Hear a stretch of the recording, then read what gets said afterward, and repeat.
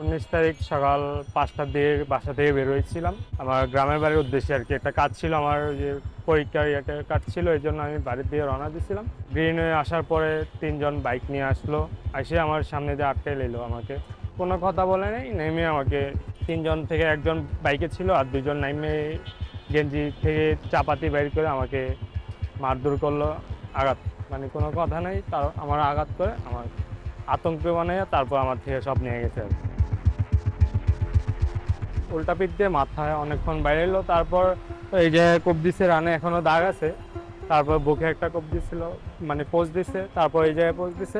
বইয়ের জন্য বেঁচে গেছিল, এই যে এই জায়গায় কোপটা দিছিল, বুকে পোস্টটা দিছিল। এইভাবে আমি এরকম করছি দেখি আমার গেঞ্জিটা ফাইরা গেছে আর আমার বুকে একটু আঁচড় লাগছে আর কি। যেদিন ঘটনা ঘটছিল ওই দিন গেছিলাম আমি মামলা করার জন্য। তারা বললো যে ওই হসপিটাল থেকে রিপোর্ট আনার জন্য এই আবার হসপিটালে গেছি, হ্যাঁ আবার ঢাকা মেডিকেলে যাইতে বলে। এই জন্য 7 দিন হয়েছে মেন এটা না যে আমরা 7 দিন আগে আমরা অনেকে ইনফর্ম হয়েছি। অ্যাকচুয়ালি এটা গতকালকে যখন ভিডিওটা আমরা সবাই দেখি, নজরে আসে, তখনই নজরে আসে। আমরা এই ভিডিওটা আমাদের নজরে আসার সাথে সাথে আমরা এটা কাজ করা শুরু করি। প্রথমত আমরা ঘটনাটার স্থানটা আইডেন্টিফাই করি, ভিকটিমকে আমরা ফাইন্ড আউট করি, তার সাথে কথাবার্তা বলি এবং একটা মামলা রেকর্ড করাই।